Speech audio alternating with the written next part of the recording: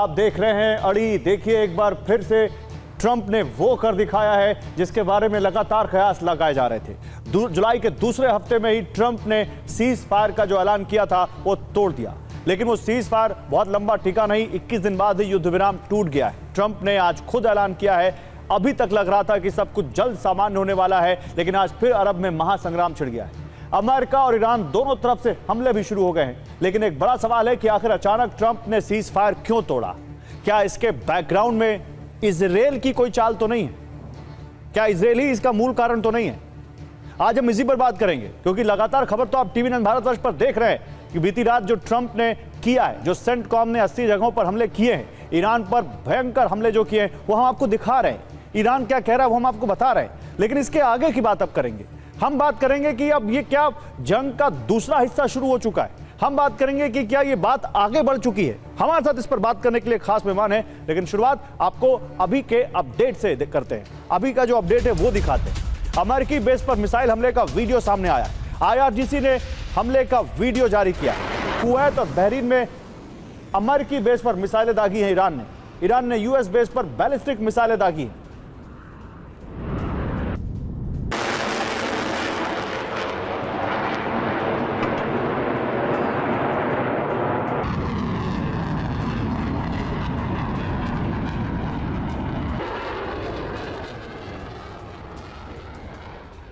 तो अमेरिकी हमले के बाद ईरान ने पलटवार किया है। बहरीन कुवैत पर IRGC का पलटवार। ईरान ने कहा था कि हम अमेरिका के साथ देने वाले देशों को टारगेट करेंगे, और बिल्कुल वही कर रहा है वो। बहरीन और कुवैत पर IRGC ने पलटवार किया है। 85 ठिकानों पर हमला किया है, यह IRGC ने दावा किया है। बहरीन में अमेरिकी 5th फ्लीट पर हमले का दावा किया है ईरान की सेना ने।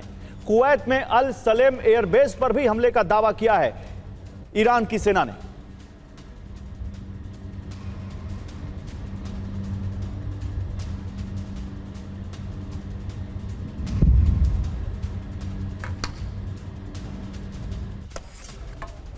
और ईरानी हमले से कुवैत की बिजली लाइनें क्षतिग्रस्त हो गई।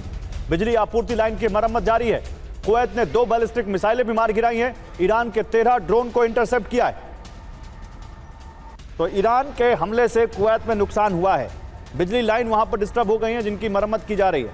लेकिन कुवैत ने 2 बैलिस्टिक मिसाइलें इंटरसेप्ट की हैं और 13 ड्रोन भी इंटरसेप्ट किए हैं। यह जानकारी सामने आ रही है।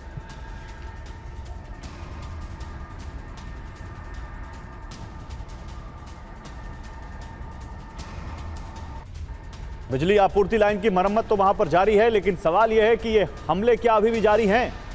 क्या ईरान और अमेरिका की जंग एक बार फिर से शुरू हो चुकी है, या ये केवल अभी एक वार पलटवार है, या ये फुल फ्लेजेड वॉर है? इस पर बात करेंगे। लेकिन अगली खबर दिखाइए PCR। ईरान की सेना की अमेरिका को खुली चेतावनी। अमेरिकी सेना की मदद करने वाला भी हमारे टारगेट पर है, यह ईरान की सेना ने चेतावनी दी है। अमेरिका के मददगार वैध मिलिट्री टारगेट हैं, यानी वो कह रहे हैं कि अमेरिका के दोस्त लेजिटिमेट मिलिट्री टारगेट हैं, वैध सैन्य लक्ष्य हैं। संप्रभुता पर हमले का जवाब दिया जाएगा। ईरान की सेना के मुख्यालय ने यह धमकी दी है।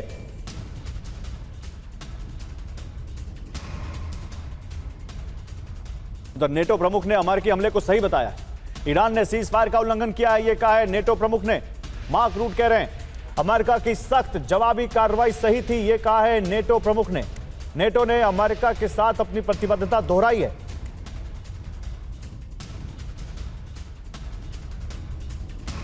और इस बीच एक बार फिर से कुछ लोगों की जान पर बनाई। खाड़ी में करीब 6000 नाविक हैं जो अब भी जहाजों पर फंसे हुए। IMO ने सुरक्षा को लेकर गंभीर चिंता जताई है। इनकी सुरक्षा को लेकर IMO ने तुरंत तनाव कम करने की मांग की है। नाविकों की सुरक्षा सर्वोच्च प्राथमिकता है। आपको मालूम था, हमने आपको बताया था, जब स्ट्रेट ऑफ हॉर्मुज पहले बंद हुआ था तब वहां पर कई सारे जहाज, सैकड़ों जहाज थे जो आसपास फंसे हुए थे अलग अलग देशों के, और उन पर हजारों नाविक फंसे हुए थे। अब जानकारी ये आ रही है कि वहां पर अभी भी जब ये स्ट्रेट ऑफ हॉर्मुज को बंद करने की बात और एक बार फिर से जंग की बात सामने आ रही है, तो करीब 6000 नाविक हैं जो वहां फंसे हुए हैं।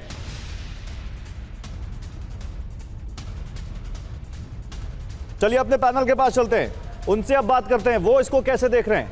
क्या उनको लग रहा था ये तो होना ही था, या ये फिर उनके लिए भी एक सरप्राइज है? मेरे साथ इस पर बात करने के लिए एक बड़ा पैनल है। लेफ्टिनेंट जनरल संजय कुलकर्णी हैं as defence expert, air commodore Kartikeya Kale हैं as defence expert, Ashok Sajjanhar पूर्व राजदूत जुड़ेंगे अभी थोड़ी देर में हमारे साथ, प्रोफेसर भरत बाराई हैं, इंडियाना यूनिवर्सिटी अमेरिका से हमारे साथ जुड़ रहे हैं, और डॉक्टर सैयद आसिफ रिजवी हैं, आप मिडिल ईस्ट एक्सपर्ट हैं, ईरान से हमारे साथ जुड़ रहे हैं। आप सभी का स्वागत है। लेकिन डॉक्टर सैयद आसिफ, पहला सवाल आपसे, क्योंकि आप ईरान से हमारे साथ जुड़ रहे हैं, क्या ईरान में लोगों को लग रहा था कि अमेरिका कुछ ऐसा करने वाला है, वो भी तब जब पूरा ईरान अपने पूर्व सुप्रीम लीडर के मातम में डूबा हो?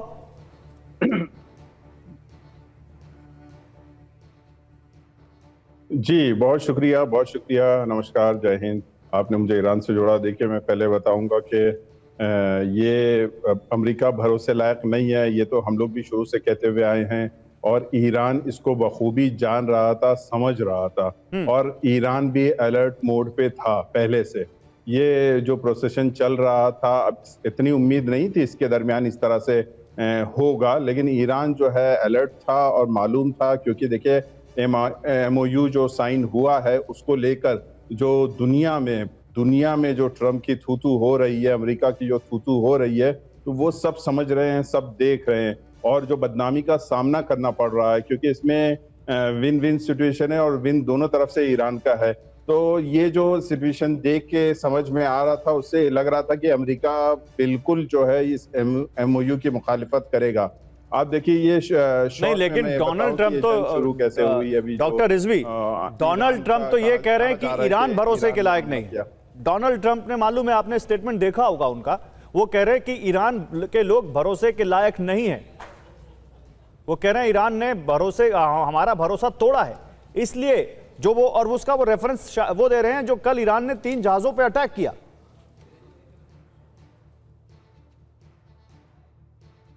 जी, वो तो सब देखते हैं, जानते हैं, समझते हैं कि झूठ कौन बोलता है और भरोसे लायक कौन है। इनके ट्वीट्स मालूम है, एक दिन में कई बार वो झूठ बोलते हैं, इसका तो एक खुला चिट्ठा सबके सामने है। बहरहाल, अगर ये कहते हैं कि ईरान ने तोड़ा, तो मैं इसी पे आ रहा था कि देखिए, अगर MOU का फर्स्ट जो क्लॉज था और फर्क पैरा था, उसमें यह था कि इसराइल जो है लेबनान में अटैक नहीं करेगा, जबकि 3 दिन से मुसलसल जो है इसराइल लेबनान में हमला कर रहा है, मार रहा है। सेकेंड थिंग देखिए, 5th क्लॉज में ये था कि जो स्टेट ऑफ होर्मुज है, इसको जो है ईरान संभालेगा, ईरान इसका मैनेजमेंट देखेगा, ईरान के हाथ में रहेगा 60 दिन तक, उसके बाद जो उस पर बातचीत होगी आगे की होगी।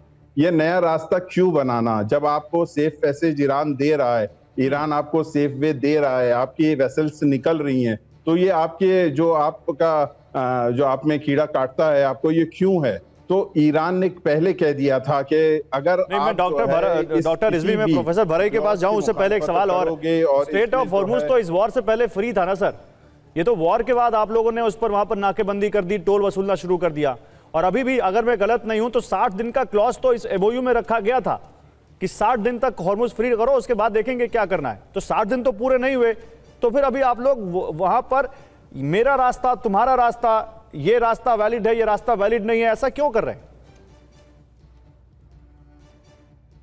जी देखिए, इसमें नुकसान किसका हुआ? ईरान का हुआ या नहीं हुआ? ये अटैक ईरान पे हुआ या नहीं हुआ? ईरान जो ये मिडिल ईस्ट जो ये रीजन है, पूरा वार जोन किस लिए बना? अमेरिका ने इतने वेपन्स यहाँ पे ला रखे हैं, ये अमेरिका की 5th फ्लीट बहरीन में क्या कर रही है? तो इतने वेपन्स और बारूद का जखीरा यहाँ बना रखा है, जिसको ईरान ने कहा है कि अब हम कंट्रोल करेंगे। आपकी बात बिल्कुल सही है, 47 साल से ऑलमोस्ट पहले से है, लेकिन 47 साल से जब से रिवॉल्यूशन आया है तो ईरान के हाथ में, ईरान ने कभी ना उस पर टैक्स लिया ना कुछ लिया, लेकिन अब जो है ईरान पे ऐसी आन पड़ी है कि ईरान को अपना स्ट्रेटेजिक पावर यूज करना पड़ रहा है। यही हम बताना चाहते हैं कि जिस तरह से ईरान के पास इतने सदमे पे सदमे झेला, आपने जो है इनके सुप्रीम लीडर को मार दिया, और यहीं पे बात एक रोक के मैं शॉर्ट में ये बताऊं कि देखिए, एक हताशा और निराशा जो ट्रम्प को कल परसों नरसों से सता रही है, ये प्रोसेशन जो फ्यूनरल का चल रहा है, उसमें देखिए किस तरह से पब्लिक रोड पे है, ये पूरा नैरेटिव खत्म कर दिया, ये पूरा प्रोपेगेंडा और जो ये एजेंडा लेके आते थे पूरे पे पानी डाल दिया। मतलब आप कह रहे हैं कि अमेरिका ने मजबूर किया। ओके डॉक्टर रिजवी, आपकी बातों का एक सूत्रीय यहाँ पर जो आपका कहने का मतलब है कि अमेरिका ने ये कंडीशन आने दी अमेरिका की वजह से, ट्रंप की वजह से ये मजबूरी हुई ईरान की। प्रोफेसर बरई, जल्दी से आपका पक्ष यहाँ पर क्या है? क्या आप भी मानते हैं कि ट्रंप ने यहाँ पर MOU तोड़ा है? क्या ट्रंप इसके जिम्मेदार हैं जो हो रहा है? बिल्कुल नहीं। ट्रंप ने जो किया है वो जवाबी कार्रवाई की है। ईरान ने 4 दिन में 3 जहाज जो जा रहे थे और वो भी ओमान साइड पर जा रहे थे, स्ट्रेट ऑफ हॉर्मुज से, उसके पर अटैक किया। एक जहाज तो कतर का था जो भारत आ रहा था LNG लेके। तो क्यों ये 3 जहाजों पर अटैक किया उन्होंने? बोलते हैं भारत हमारा मित्र देश है, कतार हमारा मित्र देश है। उसका जो लास्ट ट्यूसडे डेलीगेशन गया था तो दोहा कतार में गया था नेगोशिएशंस के लिए। तो आप बोलते हैं हमारे पड़ोसी देश के, हमारे मुस्लिम देश है, हमारे दूसरे देश है, भारत हमारा पड़ोसी देश है, भारत हमारा मित्र है, और उसके ही जहाज पर आप अटैक करते हो, और वो भी 10 दिन में। तो फिर मेरा ख्याल है गौरव जी, ये मामला ईरान का अंदरूनी मामला है। अब देखो, ये जब फ्यूनरल चल रहा था उसके पहले उसके प्रमुख पेजेश्कियान ने क्या बोला कि भाई काफ़ी लोग ईरान के IRGC के जो हार्ड लाइनर हैं वो हमको, जो विदेश मंत्री है अरगाची को और प्रमुख पेजेश्कियान को बोल रहे हैं कि आप देशद्रोही है, आप अमेरिका से निगोशिएट करते हैं।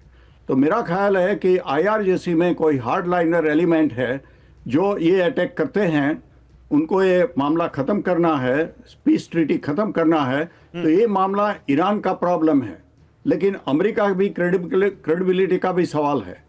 उनको भी ट्रीटी है, और अगर ईरान 10 दिन के बाद 3 टैंकर पर जहाज अटैक करता है तो उसकी जवाबी कार्रवाई तो उनको करनी ही होगी। नहीं तो वो उसका कारण भी तो बता रहे हैं, वो कह रहे हैं कि वो उनके बताए हुए रास्ते से नहीं जाएंगे तो क्या करें वो?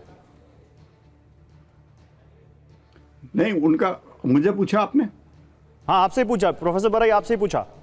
हाँ, उसमें 2 है। खाड़ी का 21 मील के डिस्टेंस है, ईरान का चलता है 12 मील तक, हर देशों का 12 मील तक टेरिटोरियल वाटर होता है। तो ये जो 3 जहाज जा रहे थे और ओमानी रास्ते से जा रहे थे। वही तो वो कह रहे हैं कि तुम नया रास्ता क्यों क्रिएट कर रहे हो, तो हमारे रास्ते से जाओ, हम जाने देंगे तो जाओ। देखो, ये ट्रीटी में लिखा है कि Iran will do its best, ऐसा कभी नहीं लिखा है। ये जो 14 पेज मेरे पास यही पड़ा है, मैं उनको बताऊंगा कि आप पढ़ ले ट्रीटी क्या है। तो ट्रीटी में लिखा है कि Iran will do its best to allow free passage. 5th clause please पढ़िए, लिखा है कि ईरान से जाएंगे। मैनेजमेंट वाला 5th क्लॉज पढ़िए प्लीज। अच्छा चलिए ठीक है, ये आपका पक्ष है, लेकिन मेरे साथ देखिए अब यहाँ पर कुछ और एक्सपर्ट जुड़े हुए हैं, उनके पास जाऊं उससे पहले कुछ खबरें दिखा देता हूं, फिर अपने एक्सपर्ट्स के पास जाता हूं। ट्रंप ने ईरान के साथ सीज फायर तोड़ दिया है, ये आज की सबसे बड़ी खबर है। ईरान के साथ सीज फायर खत्म हो चुका है, ये खुद ट्रंप ने कहा है। ईरान से अब बातचीत नहीं होगी, ये डोनाल्ड ट्रंप का बयान है। ईरान के लोग झूठे हैं, ये ट्रंप ने कहा है। जल्दी से आपको 2 खबरें और दिखाता हूं, फिर अपने एक्सपर्ट्स के पास जाऊंगा। सीज फायर टूटते ही दुनिया भर के शेयर बाजार में हाहाकार मच गया। डाउ जोन्स में 702 अंकों की गिरावट, सेंसेक्स में 1900 अंकों तक की गिरावट, निफ्टी करीब 600 अंक तक गिर गया, और ब्रेंट क्रूड 6% तक उछल गया। $80 के पास आ गया ब्रेंट क्रूड, जो $70 के पास पहुंच गया था। तो सवाल यहां पर यह है कि क्या डोनाल्ड ट्रंप ने ये जो किया है, क्योंकि डोनाल्ड ट्रंप पे आरोप यह भी लगता है कि वो मार्केट ड्रिवन फोर्सेस उनको बहुत इन्फ्लुएंस करती हैं अपने फैसले लेने में। तो क्या ये भी एक इन्फ्लुएंस हो सकता है? दुनिया जानेगी जब इसका कुछ लिंक या इसका कोई जवाब सामने आएगा। लेकिन इसी बीच एक और बड़ी खबर आ रही है, ट्रंप के बयान पर ईरान का पलटवार। अपने अधिकार की रक्षा करेंगे, ये कहा है पेजेश्कियान ने। मसूद पेजेश्कियान ईरान के राष्ट्रपति हैं, जंग के लिए तैयार है ईरान, ये कहा है मसूद पेजेश्कियान ने। तो ट्रंप का पूरा बयान आपको एक बार फिर से मैं दिखा देता हूं, उसके बाद अपने जो मिलिट्री स्ट्रैटेजिस्ट हैं या जियोपॉलिटिकल एक्सपर्ट्स हैं उनके पास जाऊंगा। देखिए, मुझे लगता है कि युद्ध विराम खत्म हो गया है, ये ट्रंप ने कहा है। मैं अब उनसे कोई समझौता नहीं करना चाहता। वो खराब लोग हैं, जानते हैं खराब लोग कैसे होते हैं। वो वैसे ही हैं जो बीमार सोच वाले लोग हैं। ईरान को बीमार सोच वाले लोग ही चलाते हैं। वो बहुत खतरनाक और हिंसक लोग हैं। अगर उनके पास परमाणु होता तो वो उसका इस्तेमाल कर लेते।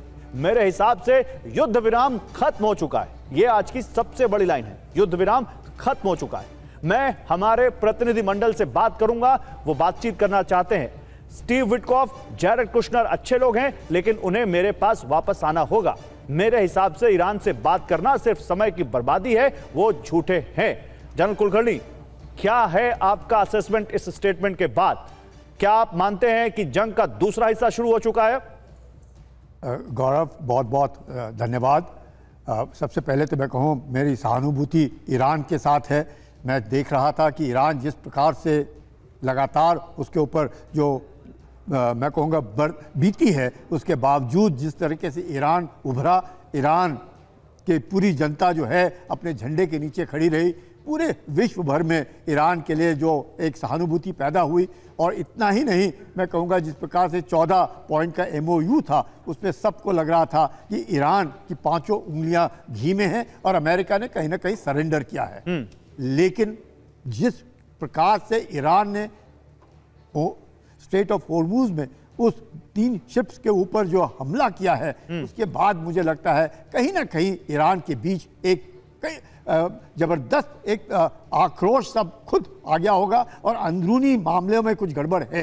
क्यों मैं ये कह रहा हूं? हो नहीं सकता कि ईरान इस प्रकार से कार्रवाई करे और कुवैत में अमेरिकन एयर बेसिस पे हमला करे, बहरीन में 5th फ्लीट पर हमला करे।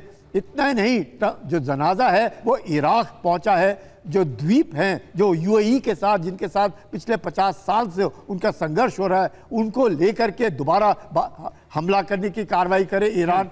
अब जबकि जनाजा चल रहा था, दफनाने की कार्रवाई शुरू हो रही थी, इस वक्त अगर ईरान वाहिदी वहीं पर मौजूद थे जो IRGC के कमांडर हैं, और वो पुराने डिफेंस मिनिस्टर रहे, इंटरनल सिक्योरिटी मिनिस्टर रहे, अब जब इतना सब कुछ ठीक चल रहा था, इस तरीके से ईरान के अंदर, और ईरान ने इस तरह की कार्रवाई की, वो मुझे लगता है गलत है। अब देखिए, हमारे 2 एक्सपर्ट हैं जिन्होंने, आपने भी, जनरल कुलकर्णी एक आपने ने भी और प्रोफेसर बरई ने भी, आप दोनों की एक बात सेम है कि इंटरनल कुछ प्रॉब्लम है ईरान में। जब वहां पर मातम मनाया जा रहा हो, जब MOU हो चुका हो, और इस बीच वहां पर ऐसा करना कि 3 शिप्स पर हमला कर देना, क्या ईरान में जो टॉप लीडरशिप है उसमें बहुत ज्यादा एक दूसरे से में मतभेद पैदा हो गया है? क्या ये कारण है? क्योंकि मेरे साथ यहाँ पर अशोक सज्जनहार भी जुड़ चुके हैं। अशोक सज्जनहार सर, आपका भी यही मानना है क्या? क्योंकि यहाँ पर जब MOU की बातें पूरी हो रही हो, MOU को लागू करने की बात हो रही हो, मातम में देश डूबा हो, और जब ये कहा गया हो कि 9 जुलाई तक कुछ नहीं होगा, और ट्रंप ने खुद कहा था कि 9 जुलाई तक हम कुछ नहीं करेंगे, हम अच्छे लोग हैं, अचानक से ईरान की तरफ से 3 शिप पर हमला, और उसके बाद ट्रंप का ये दनादन वार, आप इसको कैसे देख रहे हैं? जी बहुत धन्यवाद गौरव, मुझे आमंत्रित करने के लिए। देखिए, मैं इसको ये समझता हूं, जो ये जरूरत क्या थी ईरान को इन 3 जहाजों पर हमला करने की, क्योंकि आप ये तो नहीं कह सकते हैं जो सभी जहाज जो है वो मेरे ही उस एरिया से गुजरे। पहले भी अगर ओमान की जो क्षेत्रफल से वो अगर जाते हैं, तो अगर आपकी तरफ जा रहे हैं, आपसे अनुमति लेनी चाहिए, परंतु अगर आपके एरिया से, क्षेत्र से नहीं जा रहे हैं, तो फिर वो ओमान के क्षेत्र से जा रहे हैं, तो फिर उनको, आपको क्या उसमें दिक्कत है? आप क्यों वहां पर मारते हैं? और जबकि ये जनाजा हो रहा है, जब फ्यूनरल सेरेमनी हो रही है, तो डेफिनेटली एक चीज तो ये लगती है, जो वहां पर डिसीजन मेकिंग, जो पॉलिसी मेकिंग, जो कमांड है, वो यूनिफाइड नहीं है। अच्छा, वाला उसमें जरूर कुछ ना कुछ ऐसे मतभेद हैं जिसकी वजह से। और दूसरी बात है, जो ये सभी कुछ डील कर रहा है IRGC, क्योंकि IRGC का कुछ हद तक ये हाल हो गया है, क्योंकि वो समझते हैं अगर IRGC वहां पर it will continue to call the shots, तो उसका दबदबा बन रहेगा, उसका अधिकार बना रहेगा उसमें अपने देश में। जैसे आप पाकिस्तान में देखिए, वहां की जो आर्मी है वो चाहती है हमारे एक भारत को हम एक एनिमी स्टेट, एनिमी नेशन को अपना बनाकर रखें। अगर हम उसको अपना दुश्मन बनाकर रखते हैं, तो सारा जो है हमारे ऊपर जो आर्मी है उसके पास हमारे सारे प्रिविलेजेस, फैसिलिटीज, मतलब डर का माहौल रहेगा, डर का माहौल रहेगा। अमेरिका एक थ्रेट के तौर पर ईरान के सर पर हमेशा रहेगा, तो लोगों का जो समर्थन है वो सेना के प्रति रहेगा, और वही कहीं ना कहीं करने की कोशिश हो रही है, आप ये कह रहे हैं। मैं कुछ और खबरें दिखाऊं, फिर एयर कमोडोर काले के पास जाऊंगा। ट्रंप के ऐलान के बाद ईरान पर फिर बड़ा हमला हुआ है, दिखाइए PCR। ईरान के बुशहर में कई जगह धमाकों की खबर है। पिछले 24 घंटे में दूसरी बार अमेरिकी अटैक की खबर है। तो बुशहर में ऐलान के बाद अटैक किया है ट्रंप ने, कई जगहों पर धमाके की खबर है। बुशहर में न्यूक्लियर प्लांट के नजदीक भी धमाके की खबर है। एक और बड़ी खबर आ रही, दिखाइए। 24 घंटे में दूसरा अटैक तो है अमेरिका का, लेकिन बुशहर में न्यूक्लियर प्लांट के पास धमाके की खबर है। बुशहर में मिलिट्री बेस के नजदीक हमला हुआ है। अमेरिका ने आईआरजीसी के 2 सैन्य ठिकाने टारगेट किए हैं। हमलों पर ईरानी मीडिया की रिपोर्ट यह कह रही है कि परमाणु प्लांट जहां पर है उसके नजदीक यह हमला हुआ है। मिलिट्री बेस के नजदीक अमेरिका ने यह हमला किया है। एक और बड़ी खबर, सीज फायर पर ट्रंप का दावा, ईरान बातचीत करने के लायक नहीं। ईरान अपनी बात से मुकर जाता है, वो अपनी ही शर्तें तोड़ रहे हैं, यह कहा है ट्रंप ने। तो अपनी शर्तें तोड़ रहे हैं, ये कौन सी शर्तें? क्या फ्री हॉर्मूज की शर्त तोड़ी है ईरान ने, इसलिए इस तरफ इशारा कर रहे हैं ट्रंप? क्यों टूटा सीज फायर? आइए जरा बिग वॉल पर चलते हैं और फिर आपको इस बारे में बताते हैं। हॉर्मूज में व्यावसायिक जहाजों पर ईरान ने हमला किया, ये खबर तो आपको हमने कल ही दिखा दी थी। इसके बाद 3 कमर्शियल टैंकर्स और शिप को ईरान ने टारगेट किया। हॉर्मूज पर ईरान का कंट्रोल और फीस वसूली का विवाद है। ट्रंप का दावा है कि ईरान ने अपनी शर्त को तोड़ा है। अब एक मोटो काले, मुझे ये बताइए, ट्रंप की शर्त, आप ट्रंप के बात को ज्यादा तवज्जो दे रहे हैं या ईरान की बात को? मतलब मेरिट पर आपको किसकी बात सही लगती है? गौरव जी, एक्चुअली मैं मेरिट में बिल्कुल नहीं जाऊंगा, क्योंकि ये जो मेरी पोजीशन हमेशा से एज ए मिलिट्री एनालिस्ट यही रही है कि जो भी एमओयू हुआ है उस एमओयू में कुछ भी चीजें क्लियर नहीं थी। अच्छा। ऐसी विरोधाभासी चीजें उस एमओयू में थी जिनको 60 दिन के इंटरवल में क्लियर करना था, और वो 60 दिन के इंटरवल में जो है कुछ भी हो सकता था। तो इसीलिए जब कुछ दिन पहले भी प्रोग्राम में जब मैं आया था तो मैंने बोला था ये एमओयू पुश करना बहुत मुश्किल है और इसके लिए बहुत ही संयम और बहुत ही अक्लमंदी की जरूरत है। अब वो जो है इस तरीके से, जिस तरीके से यूएस, ईरान और इजराइल इस लड़ाई में इन्वॉल्व हैं, वो मुझे नहीं लगता था कि वो दिखेगी। देखिए, इसमें कोई ट्रस्ट फैक्टर नहीं है, अपोजिंग पॉइंट ऑफ व्यूज हैं, इकोनॉमिक प्रायोरिटीज की टोटल क्लैश है। बिकॉज ऑब्वियसली ईरान चाहता है कि वो जो $2 मिलियन की जो लेवी उसने लगाई है पर शिप, उसको वो मिलती रहे। वो चाहता है कि उसके ऊपर जो सैंक्शंस लगाए हैं वो हट जाएं, उसके पास जो पैसा जो दबाया हुआ है यूनाइटेड स्टेट्स और यूरोपियन कंट्रीज ने, वो जो रिलीज हो जाए। हिस्टोरिकल कंटेक्स्ट में भी उनका बहुत टाइम से लड़ाई आपस में चल रही है। इजराइल के रोल को कोई तवज्जो नहीं दे रहा है, कोई उसकी बात नहीं कर रहा है। डीप सेट आइडियोलॉजिकल डिफरेंसेस हैं between Iran and the United states, और एक इनडिफरेंट और कंफ्यूज्ड मीडिएशन प्रोसेस जो इस पूरे एक तरह से इस इवेंट के दौरान हुई है। नहीं कर रहे हैं कि आईआरजीसी और ईरान की टॉप लीडरशिप में भी मतभेद है, इसकी वजह से ये सब हो रहा है? नहीं, मुझे नहीं लगता कि आईआरजीसी और इसके बीच में कोई बहुत बड़ा मतभेद है। ये पॉसिबल है कि डिसेंट्रलाइज कमांड एंड कंट्रोल के कारण जो है लोग अपना इंडिपेंडेंट एक्शन लें, परंतु उस बात को संभाला जा सकता है। अच्छा। अगर बात संभल नहीं रही है तो दैट मीन्स कि इसके पीछे और कोई कारण है, और कई ऐसे कारण हैं जिनको आप कंट्रोल नहीं कर पा रहे हैं। और मैंने जो कारण बताए, मुझे लगता है ये कारण जो है बहुत फंडामेंटल। आप जो कह रहे हैं इस पर आगे डिस्कस करेंगे। अमेरिका का ईरान पर बहुत बड़ा हमला, ईरान के 3 शहरों पर हमला किया अमेरिका ने। केश्म द्वीप, सिरिक और बंदर अब्बास में हमले किए गए हैं। ईरान के सैन्य ठिकानों पर भी बमबारी की गई है।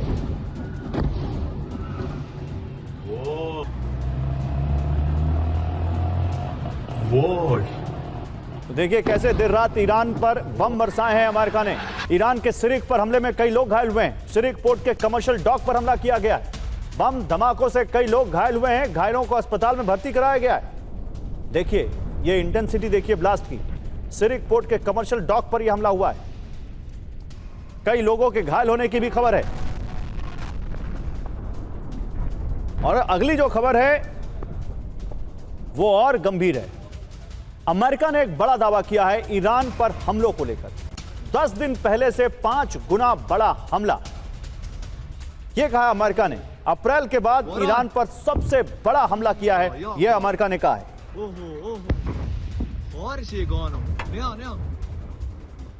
तो ईरान पर अमेरिकी हमला कहां का, किस तरह के इलाकों पर किया गया, आइए जल्दी से इस बारे में आपको बताता हूं। ईरान पर अमेरिकी हमला, बंदर अब्बास एक सैन्य ठिकाना है, सिरिक एक रिहायशी इलाका है, केश्म द्वीप पर ईरान के तेल ठिकाने हैं। युद्ध पोतों से हमले किए गए, बैलिस्टिक क्रूज मिसाइलों का इस्तेमाल किया गया। ईरानी एयर डिफेंस पूरी तरह से फेल है। सीज फायर के बाद सबसे बड़ा हमला, पहले की तुलना में 4-5 गुना तेज हमले किए गए हैं। जल्दी से ईरान चलते हैं, डॉक्टर रिजवी के पास। डॉक्टर रिजवी, क्या अभी तक हम ईरान और अमेरिका की डायरेक्ट कॉन्फ्लिक्ट की बात कर रहे थे, लेकिन क्या आपको लगता है कि पर्दे के पीछे भी इसमें कोई किरदार है, वो जिसका नाम आपने लिया था, वो जो लगातार कह रहा है कि हम अपने लक्ष्यों को पूरा होने तक नहीं मानेंगे? इजराइल वो कह रहा है कि किसी भी कीमत पर हम ईरान को एक न्यूक्लियर पावर नहीं बनने देंगे। क्या आप मानते हैं कि उसका भी हाथ हो सकता है अमेरिका के इन हमलों में, यानी वो उसके इन्फ्लुएंस में भी अटैक हो सकते हैं क्या?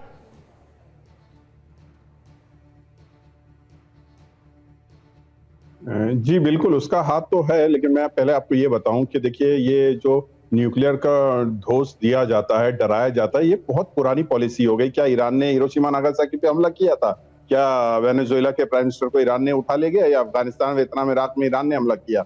बहरहाल वो धोस दिखा के जो चाहता है अमेरिका कि ईरान में, यहाँ मिडल ईस्ट में जो है, इस रीजन में अमनियत ना हो और हमेशा लड़ाई में घिसते रहे, जिसके ऊपर उनको जो है अपने वेपन्स बेच सके, अपने आर्म्स बेच सके। बहरहाल कोई तो चाहिए ना जिनको भेजे। तो आप कोई भी कॉन्फ्लिक्ट देखेंगे उसमें अमेरिका का पैर जरूर दिखेगा।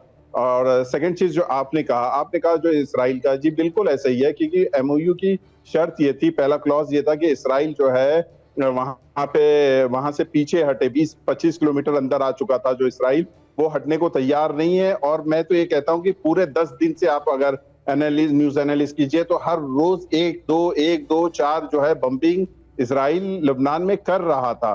तो जिसकी वजह से ईरान बार बार ये कह रहा था कि देखो जब तक सारे महाज पे लड़ाई खत्म नहीं होती तब तक ईरान ने उन 3 शिप्स को इसलिए मारा क्योंकि इजराइल लेबनान पर अटैक कर रहा था लगातार, या ईरान ने उन 3 शिप्स को इसलिए मारा क्योंकि वो ईरान के कहे वाले रास्ते से नहीं जा रहे थे? क्योंकि लड़ाई तो उसी के बाद से शुरू हुई है फिर से। नहीं देखिए, हम सिर्फ एक चीज को नजर में नहीं रख सकते हैं। इसके पीछे, जो पर्दे के पीछे से, कि आपने कहा, बहुत सी चीजें होती हैं। और खुद ये एमओयू, जैसा कि सर ने भी बताया, ये एक कच्चे धागे की तरह था। आप कच्चे धागे से अगर पतंग उड़ाना चलेंगे तो वो फौरन टूट जाएगी। इसमें बहुत मतभेद है। और जो कि सबसे इंपॉर्टेंट पॉइंट जो मैं बताना चाहूंगा, वही जो सर ने भी बताया कि इसराइल जो है बिल्कुल बात मानने को तैयार नहीं है, इसराइल पीछे हटने को तैयार नहीं है। फिर जो है आप स्टेट ऑफ हॉर्मुज की बात कर रहे हैं, तो स्टेट ऑफ हॉर्मुज भी कह रहा है ईरान ठीक है, हम कंट्रोल करेंगे। दो हमारे पैनलिस्ट ऐसे की बात आपने एक पैनलिस्ट की बात सुनी डॉक्टर रिजवी, 2 पैनलिस्ट ने कुछ और कहा, वो आपने शायद सुना लेकिन शायद उस पर आप बोल नहीं रहे।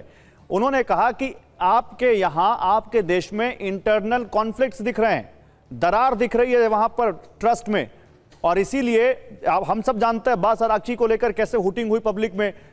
क्या टॉप लीडरशिप में और आपकी सेना में पट नहीं रही है, फैसलों को लेकर एक राय नहीं है, इस वजह से भी ऐसा कुछ हो रहा है कि आप लोगों को महसूस होता है ये? देखिए, मैं तो जो यहाँ पे हूँ और पब्लिक का सेंटीमेंट देख रहा हूँ और ग्राउंड लेवल पे हूँ, तो मैं ये कहूंगा ये मतभेद हमको तो नजर नहीं आता है। लेकिन ये कोई इतना बड़ा इश्यू नहीं है। आप कौन सी कंट्री का, एक कंट्री का नाम लीजिए जहां पे आपस में मतभेद ना हो।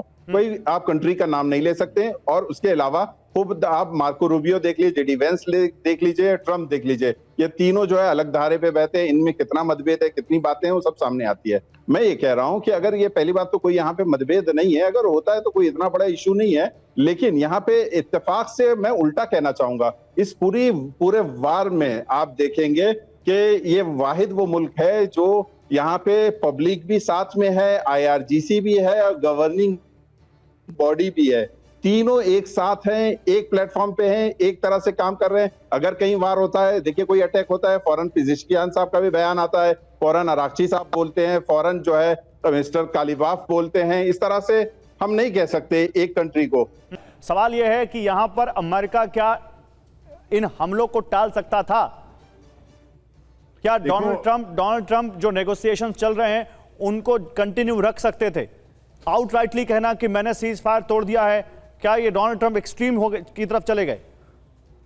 देखिए, हर कंट्री में डिफरेंस तो होते हैं। हाँ, भारत में भी जब ऑपरेशन सिंदूर के बाद मोदी जी ने एक्सेप्ट किया सीज फायर, तो भारत में भी कई लोग बोल रहे थे कि नहीं काम खत्म करना था, पूरा करना था।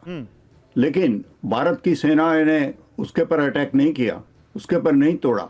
तो मतभेद होना एक बात है, लेकिन जो सेना होती है उसके अपने कमांडर होते हैं, उसका ओबे करना पड़ता है।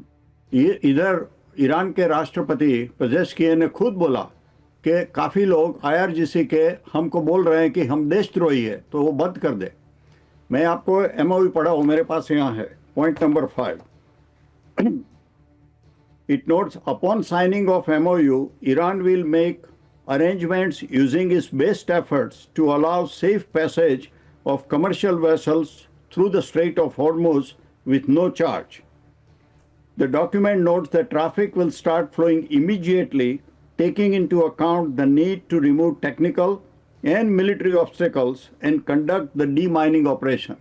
वो कहाँ लिखा है कि ईरान को कंट्रोल मिलेगा और ईरान नक्की करेगा, वो करेगा? ये पॉइंट नंबर 5 है एमओयू का। सैयद साहब आप पढ़ लीजिए एमओयू क्या है। तो ये उनकी इंटरनल कॉन्फ्लिक्ट है, ऐसा मानना है। लेकिन कुछ भी हो, अमेरिका ने जो किया है और उसकी जवाबी कार्रवाई की तो है। कुछ कह रहे हैं, अमेरिका ने जब एमओयू किया तो ईरान की एक शर्त यह भी तो थी कि लेबनान में अटैक रुकने चाहिए। आप बताइए लेबनान में अटैक कब रुके? कब इजराइल ने लेबनान में अटैक रोक दिए? गौरव भाई, ये वन साइडेड टॉक है। लेबनान में 2 कंडीशन थी। एक था, देखो लेबनान की खुद की सरकार है, उसकी सरकार के प्रतिनिधि और अमेरिका के प्रतिनिधि, उन्होंने वॉशिंगटन में सीज फायर का अलाउंस किया है। लेकिन उसमें क्या बोला है कि Hezbollah will stop the attack, the Lebanon army will take control of that area and Hezbollah will be disarmed. तो ये हिजबुल्लाह तो हमेशा अटैक करते हैं। हमेशा लोग बोलते हैं कि इजराइल ने ये किया, इजराइल ने वो किया, लेकिन उसके पहले क्यों हुआ? क्योंकि लेबनान में, जो सदर्न लेबनान में, वहाँ हिजबुल्लाह है और हिजबुल्लाह हर रोज इजराइल पर रॉकेट डालते हैं, उसके सिविलियन एरिया पर डालते हैं। तो फिर इजराइल थोड़ा चुप बैठेगा? बिल्कुल इजराइल को अधिकार है कि अपने नागरिकों की रक्षा के लिए जो हिजबुल्लाह कर रहे हैं उसको खत्म कर देना चाहिए। और लेबनान की जो सरकार है, चुनी हुई सरकार है, वो भी बोलती है कि हाँ हिजबुल्लाह को निशस्त्र करना चाहिए। लेकिन ईरान हमेशा हिजबुल्लाह को सपोर्ट करता है और हिजबुल्लाह किसी को सुनता नहीं है। तो फिर ऐसे बोलते हैं लातों के भूत बातों से तो नहीं वही बात मानते। हो गई, अगर कोई किसी की सुन नहीं रहा, इजराइल नहीं सुन रहा, हिजबुल्लाह नहीं सुन रहा, तो फिर तो वही जो कच्चे धागे की बात है, वो कच्चा धागा टूट गया। जनरल कुलकर्णी, गौरव, अगर आप देखें एमओयू का पहला ही है जिसमें लेबनान को 3 बार कहा गया है, और उसके बावजूद, जैसे बिल्कुल ठीक कह रहे हैं, लगातार जिस प्रकार से हिजबुल्लाह हमले कर रहा है और इजराइल लगातार सदर्न लेबनान में हमला कर रहा है, वो एक अलग छोड़ करके, लेकिन 60 दिन के लिए जो एमओयू में दिया गया था कि स्ट्रेट ऑफ हॉर्मुज बिल्कुल खुला रहेगा, वो 60 दिन हॉर्मुज नहीं। तीसरी बड़ी बात जो है, जो घेराबंदी थी, वो घेराबंदी भी हट जानी थी 30 दिन के अंदर। अगर ईरान जो है आने जाने का वो हरकत हो जाती स्ट्रेट ऑफ हॉर्मुज से। लेकिन जिस प्रकार से सैंक्शंस तक हट गए थे ईरान के ऊपर से, ईरान अचानक जिस प्रकार से ईरान ने इन 3 वेसल्स के ऊपर हमला किया है, ये साफ दर्शाता है कि ईरान का, मेरी सहानुभूति ईरान के साथ है, लेकिन इस मामले में मुझे लगता है ईरान ने गलती की है। ईरान ने इस तरह से स्ट्रेट ऑफ हॉर्मुज में, जब कि वहाँ पे मातम मनाया जा रहा है, जहाँ पे खामेनी साहब की एक प्रोसेशन चल रहा है, उस वक्त इस तरीके से 3 वेसल्स के ऊपर हमला करना ईरान के द्वारा साफ दर्शाता है। डॉक्टर रिजवी से जवाब लेते हैं इस पर। डॉक्टर रिजवी, क्या रिप्लाई करेंगे आप इसका? जी, मैं दोनों रिप्लाई दूंगा। पहले तो मैं ये बताऊंगा कि जैसा कि सर कह रहे हैं, 5th क्लॉज उसका पढ़ा, Iran will arrange. What you mean by Iran will arrange? Iran arrange करेगा, ईरान आपको वे देगा, रास्ता देगा आपको, ईरान बताएगा कहां से जाना है।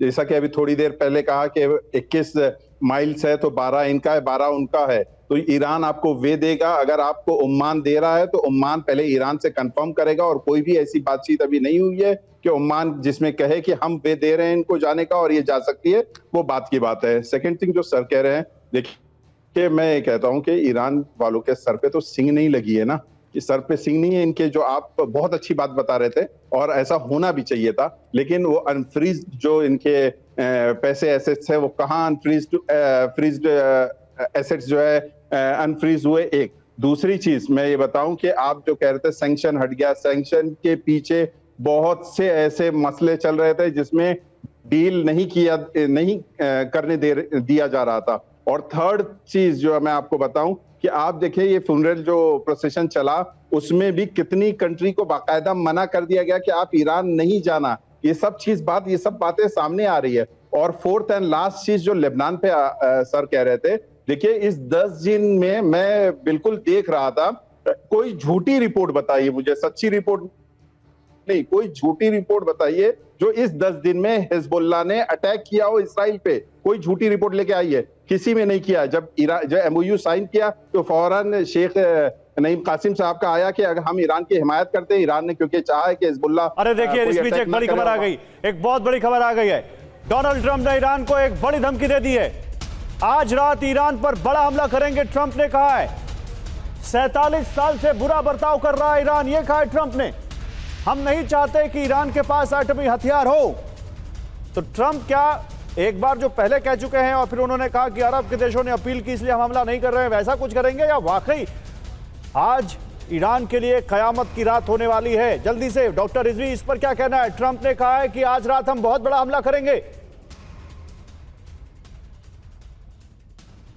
जी, ये धमकी तो देते रहते हैं, धमकी पुराना इनका है, लेकिन जो है देखिए, अगर हो भी जाता है तो ईरान जो है झुकने वाला नहीं है। ईरान जो है अपने संप्रभुता पे पूरा अड़ा हुआ है। ईरान जो है आजाद मुल्क है, आजाद ख्याल वाला है। अगर कोई सोचेगा कि ये झुक जाए, लेट जाए, खम हो जाए या किसी और कंट्री की तरह, ये सब ईरान ठीक है। एयर कमोडोर खालिद साहब 20 सेकंड, आपको लगता है कि इस बार ट्रंप गुस्सा है और इस बार ट्रंप कुछ कर जाएंगे? नहीं, डेफिनेटली देखिए ऐसा है कि situation is going from bad to worse, मैं ये कहूँगा। हाँ। और यदि थोड़ी सी सैनिटी यानी थोड़ी सी थोड़ा सा पेशेंस, थोड़ी सी अक्लमंदी नहीं आती है तो situation will definitely go bad, मुझे कोई शक नहीं है। ठीक है, अम्बेसडर सज्जनर, आपका क्या मानना है? जल्दी से 20 सेकंड, क्या हमला करेंगे ट्रंप? ये हमला जरूर कर सकते हैं। दो चीजें हैं इसमें। जो 14 पॉइंट का ये जो है मेमोरेंडम ऑफ अंडरस्टैंडिंग, बहुत लोग तो इसको कहते हैं ये मेमोरेंडम ऑफ मिसअंडरस्टैंडिंग है। इतना कंफ्यूजन है इसमें, इतना ज्यादा लैक ऑफ क्लैरिटी है।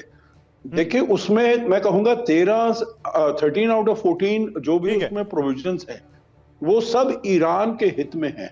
तो अगर ईरान की लीडरशिप में कोई फार साइटेड विजन है तो वो इस एमओयू को हाथ से नहीं निकलने देंगे।